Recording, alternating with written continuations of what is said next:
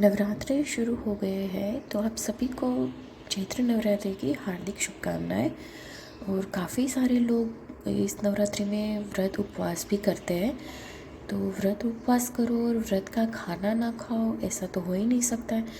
तो आज मैं आपके लिए ये रेसिपी खास लेके आई हूँ।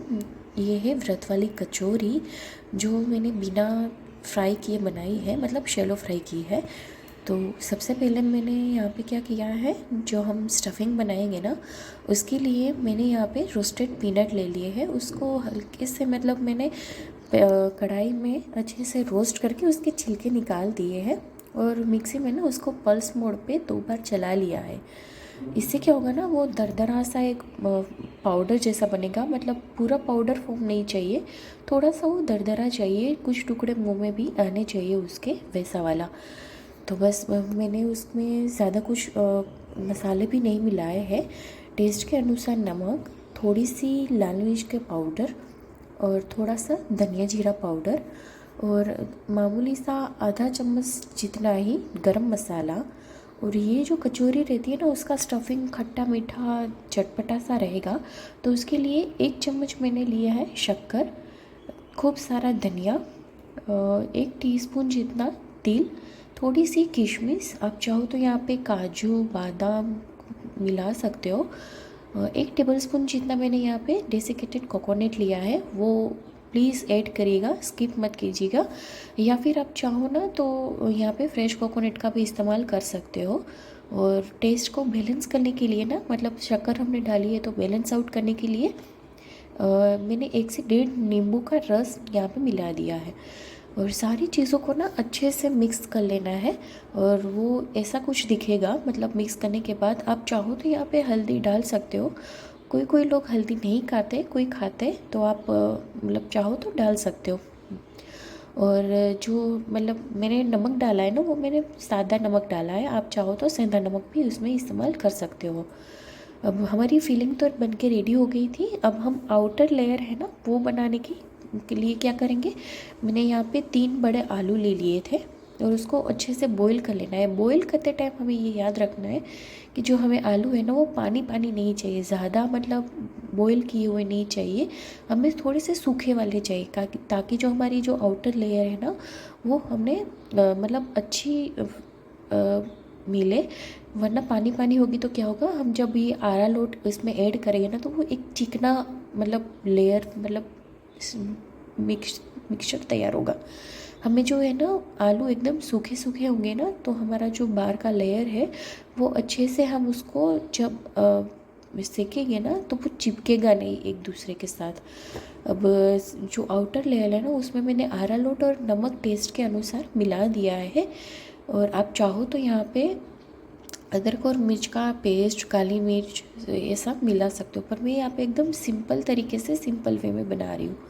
अब ये जो गोल वाला चम्मच है ना, उससे मैंने एक लुई ले ली है, मतलब एक पोर्शन ले लिया है।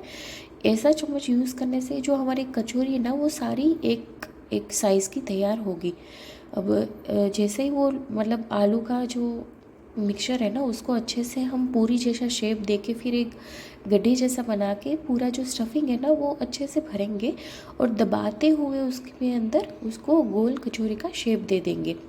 अब हमें ये यहाँ पे याद रखना है कि जो कचौरी का जो स्टफिंग है ना, वो बाहर ना आए, क्योंकि हमने यहाँ पे और कोई आटा मिक्स नहीं किया है, सिर्फ अरारोट ही यूज़ किया है।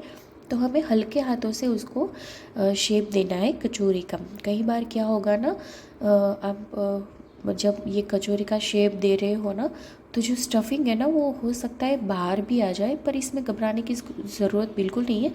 आप आलू का ही हमने जो मिक्सचर आउटर लेयर रखा है ना, तो आप फिर से उसको दबा के उसको चिपका दोगे या फिर उसको अच्छे से सेट कर सकते हो। मेरा ही अभी इसी कचौरी में ऐसा होगा कि जो मेरा स्टफिंग है ना, वो हल्का सा बाहर आ जाएगा। आप देख रहे हो, ये बाहर आ गया। फिर अच्छे से उसको आलू से आप चिपका दो, वो चिपक जाएगा इजीली। अब यहाँ पे अगर आपका जो आलू है ना, वो पानी पानी होगा ना, तो ये अच्छे से चिपकेगा नहीं।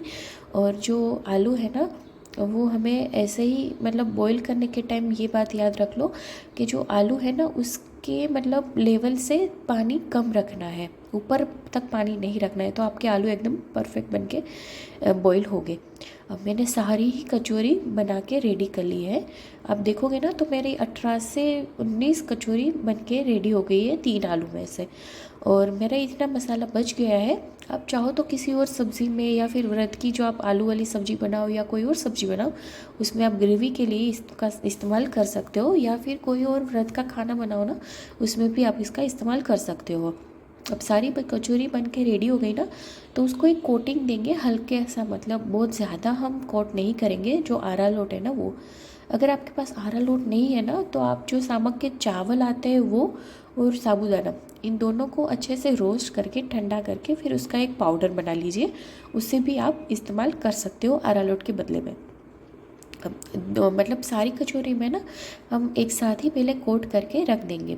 आप चाहो तो ये कचौरी बना के पहले से ही रख सकते हो, फ्रिज में रख दो या बाहर रख दो, वो अच्छे से सेट भी हो जाएगी, और आप इसको बना के पहले से प्रिपेयर भी करके रख सकते हो। जब भी खाना हो आप फ्राई कर लो, या फिर मेरे जैसे मैं यहाँ पे ना अपे पैन ले लिया है, और उसमें हल्का सा आधा चम्मच से भी कम मैंने यहाँ पे तेल डाला है, और जो तेल है ना उसको अच्छे से हम ग्रीस कर लेंगे, ताकि हम जब कचौरी इसके अंदर डालें ना तो वो जो आलू है ना वो चिपक नहीं जाए।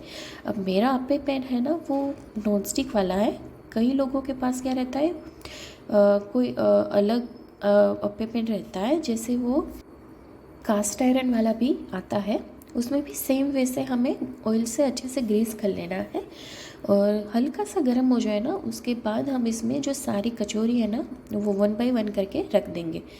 अब जब कचौरी हमारी एक ही साइज़ की होगी ना, तो हमें ये जो अपे पैन है उसमें रखने में इजी होगा। अगर थोड़ी सी बड़ी हो गई ना तो वो अंदर नहीं जाएगी और अच्छे से सिकेगी नहीं। आप चाहो तो तेल गरम करके उसको मीडियम आंच पे फ्राई भी कर सकते हो, पर ये कचौरी हम सेलो फ्राई करेंगे ना तो बिना गिल के खा सकते हैं कि भाई हाँ बहुत ज़्यादा तलिया हुआ नहीं है। और मतलब आप मानोगे मेरा ना 2 चम्मच में ही सारी कचौरी अच्छे से पक गई थी। अब मैंने ऊपर से भी हल्का सा तेल लगा के उसको बस ब्रश कर दूँगी, ताकि जो हमारा वो आरा लोट है ना वो अच्छे से उसमें तेल लग जाए, और अच्छे से कचौरी हम इवनली सारी साइड से उसको सेक लेंगे। और यहाँ पे गैस की जो फ्लेम है ना वो मीडियम टू हाई पे रखनी है। अगर स्लो रखेंगे तो वो मतलब जो आलू है ना वो बार बार सॉफ्ट हो जाएगा, और हमें सॉफ्ट नहीं चाहिए। और हमारा ना ये जो एक बैच है ना वो प्रिपेयर होने में कम से कम 5 मिनट लगेगी।